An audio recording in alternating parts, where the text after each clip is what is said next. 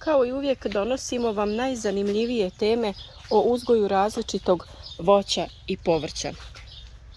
Svaki dan donosimo novu temu, a danas je tema uzgoj dinje te tehnologija kako se održava stabljika.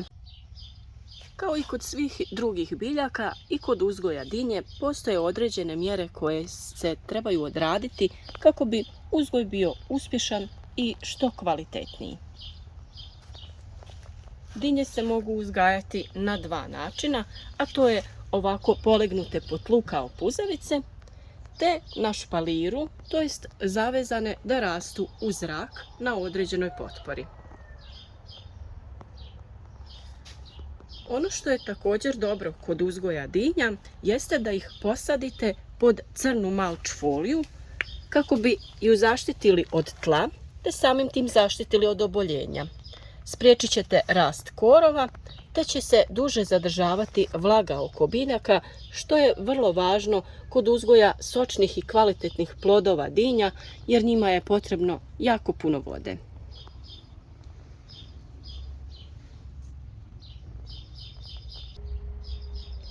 Danas ćemo govoriti o oblikovanju stabljike dinje, o tome kako dobiti veći broj ženskih cvjetova i samim tim ostvarivanju većeg broja plodova, to jest obilnijoj berbi.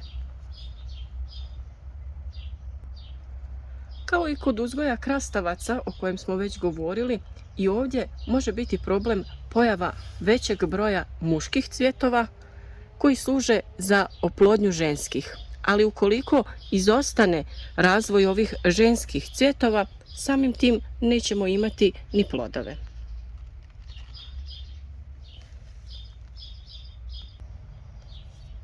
Na brojnost ženskih cvjetova možemo utjecati, pa ćemo vam danas pokazati kako da potaknemo razvoj većeg broja ženskih cvjetova.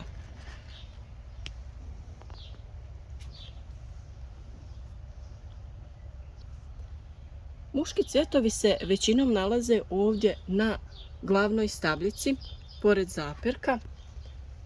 I ovdje možete vidjeti kako izgleda jedan muški cvijet. On ima dugu ovu stapku i na vrhu jedan cvijet u kojem se nalazi prašnik.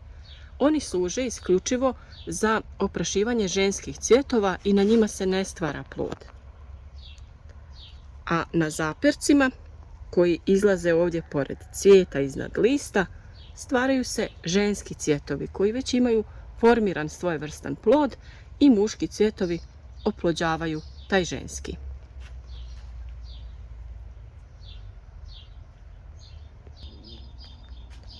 Dinja je puzavica i može biti vrlo bujna biljka koja će pustiti zaperke koji će se također bujno razvijati. I samim tim dobiti ćemo puno plodova koji će ostati sitni, a neće biti toliko kvalitetni.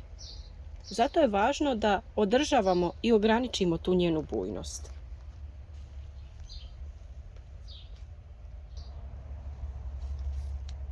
Bujnost stabljike kontrolira se na način da se odradi pinciranje vrha, te da se također održava dužina ovih zaperaka i ne smijemo pustiti da narastu previše dugački jer ćemo u tom slučaju također imati jako puno plodova, pa ćemo i te zaperke u određeno vrijeme skratiti.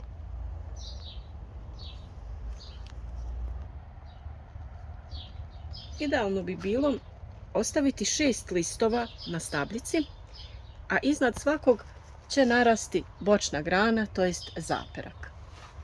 A iznad tog 6. lista odrezat ćemo vrh i samim tim potaknuti razvoj tih bočnih zaperaka i većeg broja ženskih cvjetova.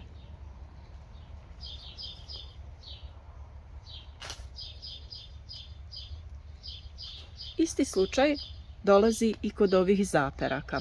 Nakon što oni narastu na dužinu 5-6 listova i njih će biti potrebno prekratiti, to jest odrezati vrh, kako ne bi imali prevelik broj plodova na jednom zaperku, što bi bilo teško za biljku da iznese kvalitetne plodove i toliki broj plodova na jednoj stabljici.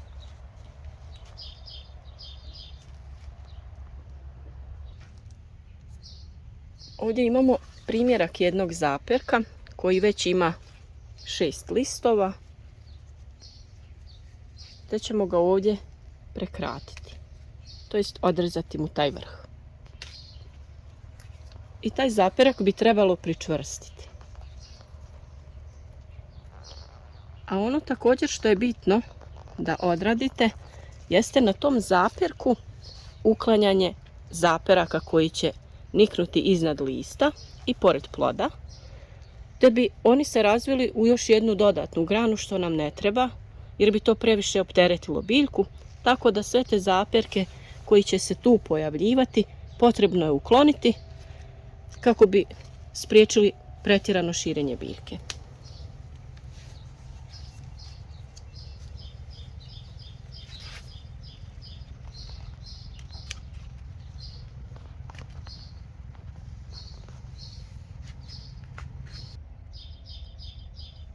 Određen broj cvjetova potrebno je ukloniti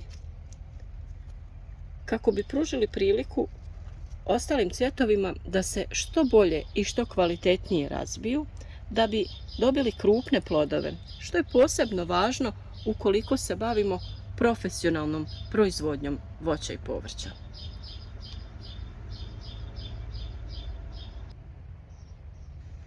Kako bi na stabiljci dinje spriječili razvoj oboljenja ili pojavu štetnika, vrlo je važno održavati prozračnost stabljike i samim tim potrebno je ukloniti donje ove listove kao i prve ove zaperke, kako bi zrak mogao što bolje strujati oko biljke, sušiti ju na vrijeme i samim tim spriječiti ćemo mogućnost pojave oboljenja i štetnika.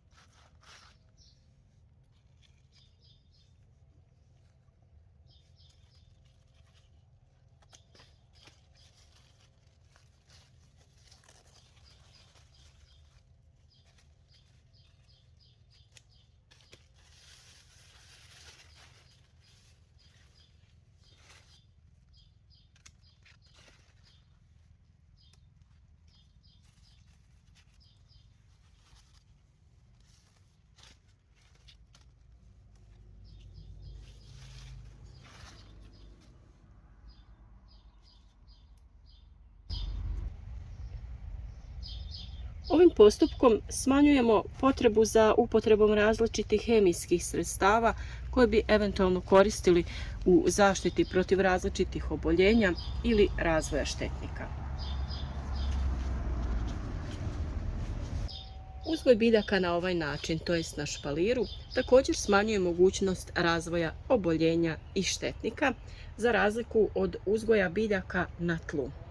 Ovako, kada uzgajate biljke na crnoj malč foliji, također smanjujete rizik od oboljenja jer biljka nije u direktnom kontaktu sa tlom, to jest sa zemljom. Ali kada je biljka izložena tlu, također može doći do različitih oboljenja, do truleži kada je zemlja duži period mokra i sl.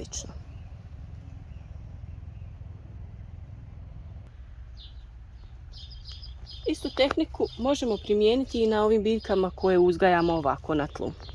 Također ćemo ukloniti prve listove i prvih nekoliko zaperaka kako bi biljku rasteretili i naravno smanjili mogućnost razvoja različitih oboljenja.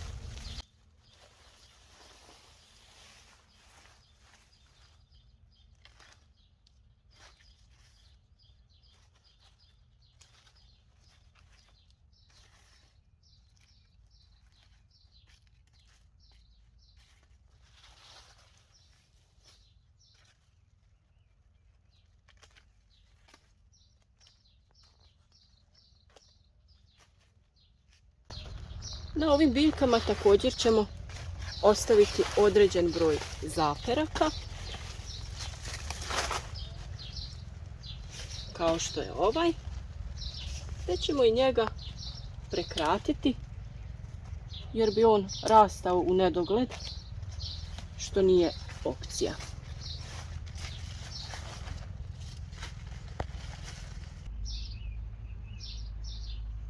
Na ovoj glavnoj stabljici i nemamo pojavu baš većeg broja cvjetova, pa ćemo odraditi dekapitaciju, to jest skratit ćemo glavnu stabljiku nakon 6 listova, te će taj postupak da potakne razvoj ovih bočnih grana, to jest ovih zaperaka, gdje će nam se razviti veći broj ženskih cvjetova, te samim tim i veći broj plodova. I naravno, kao što smo rekli, i te bočne zaperke je potrebno nakon određenog broja listova skratiti, te potaknuti razvoj plodova, a smanjiti brojnost kako bi ovi plodovi bili što kvalitetniji.